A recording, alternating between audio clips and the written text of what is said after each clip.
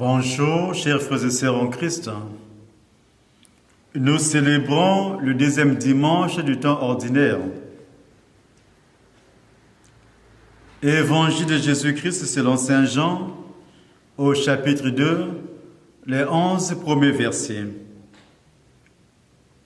En ces temps-là, il y eut un mariage à Cana de Galilée. La mère de Jésus était là. Jésus aussi avait été invité au mariage avec ses disciples. Or, on manqua de vin. La mère de Jésus lui dit, « Ils n'ont pas de vin. » Jésus lui répond, « Femme, que me veux-tu? Mon heure n'est pas encore venue. » Sa mère dit à ceux qui servaient, « Tout ce qu'il vous dira, faites-le. » Or, il y avait là 6 jarres de pierre pour la purification rituelle des Juifs. Chacune contenait 2 à 3 mesures, c'est-à-dire environ 100 litres. Jésus dit à ceux qui servaient, « Remplissez d'eau les jarres. » Et ils les remplirent jusqu'au bord. Il leur dit, « Maintenant, puisez et portez-en au maître du repas. » Ils lui emportèrent. Et celui-ci goûta l'eau changée en vin. Il ne savait pas d'où venait ce vin, mais ceux qui servaient le savaient bien et qui avaient puisé l'eau. Alors, le maître du repas appelle le marié et lui dit, « Tout le monde sert le bon vin en premier, et lorsque les gens ont bien bu, on apporte le moins bon. Mais toi, tu as gardé le bon vin jusqu'à maintenant. » Tel fut le commencement des signes que Jésus accomplit. C'était à Cana de Galilée. Il manifesta sa gloire et ses disciples crurent en lui. Acclamons la parole de Dieu. Nous voulons dire merci au Père Antonin qui est là, qui nous assiste.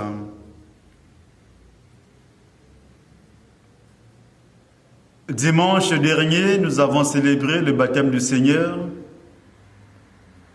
avec joie.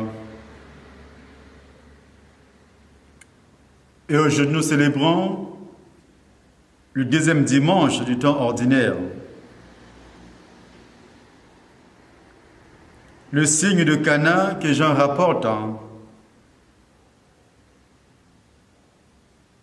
semble encore rempli d'émerveillement de l'épiphanie et de celui du baptême du Seigneur. Nous avons l'impression que la joie se prolonge.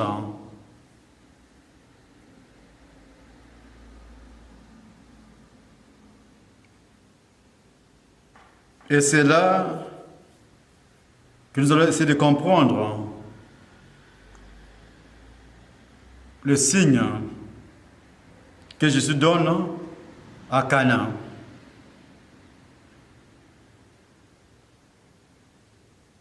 Comme Messie du Père, comme son Fils bien-aimé, Jésus s'est rendu présent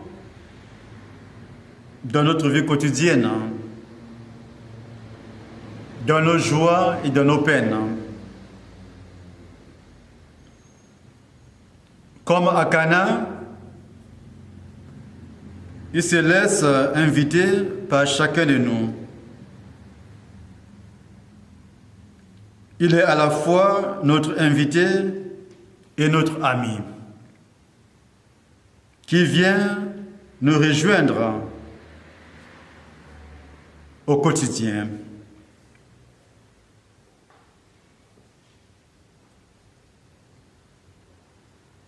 Ce qui s'est passé à Cana était un beau symbole de notre existence.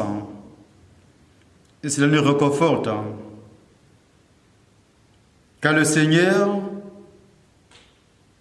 est non seulement attentif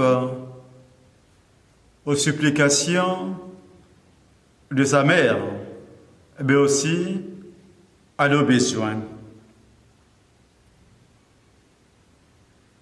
Il remet la joie dans une fête.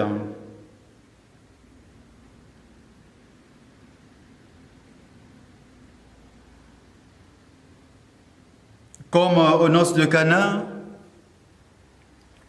nous avons aussi un manque.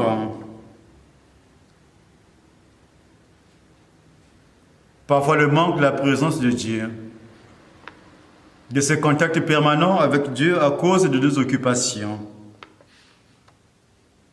Et le manque de sa parole parfois dans nos cœurs. Le manque d'intimité avec le Seigneur. Parfois on a du mal à le trouver dans nos vies. Parce que nous sommes distraits. C'est dans ces manques quotidiens que Jésus nous révèle un Dieu qui met sa joie à se rendre présent au milieu de nous. Mais dans le récit des noces de Cana, on peut reconnaître le rôle que joue la Vierge Marie. À Cana, elle a joué un rôle qu'elle joue toujours dans nos vies. Celui d'intercéder pour chacun de nous.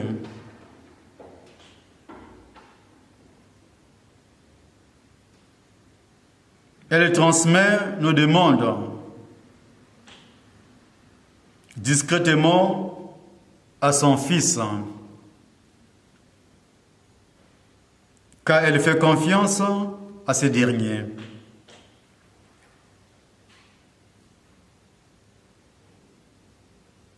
Jésus écoute Marie, sa mère.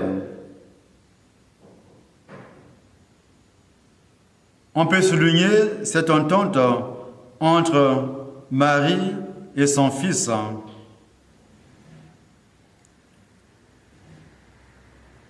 Et cette entente donne la force à la prière de Marie.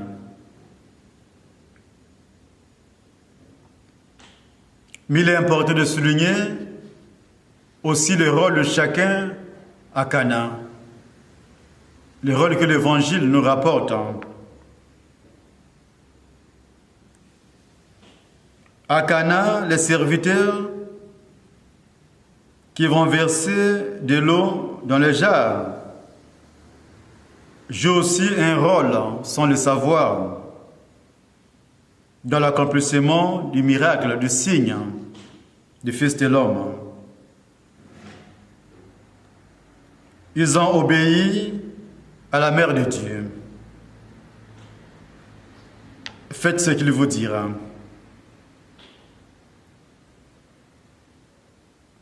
Et nous devons nous mettre à leur école.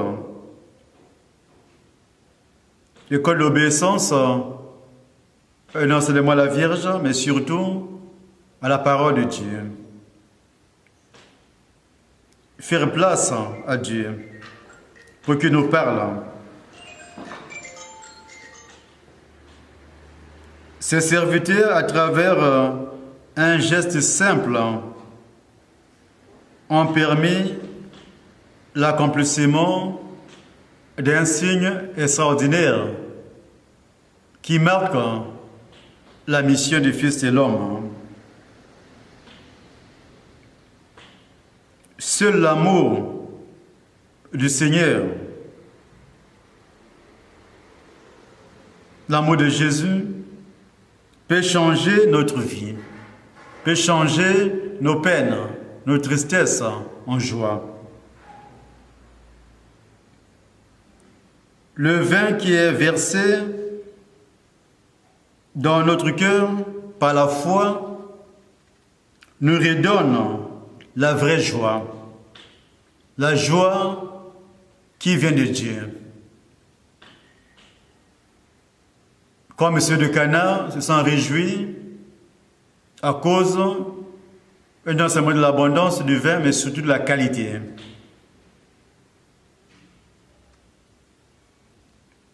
Notre joie est la joie du Seigneur. Et ça nous donne la force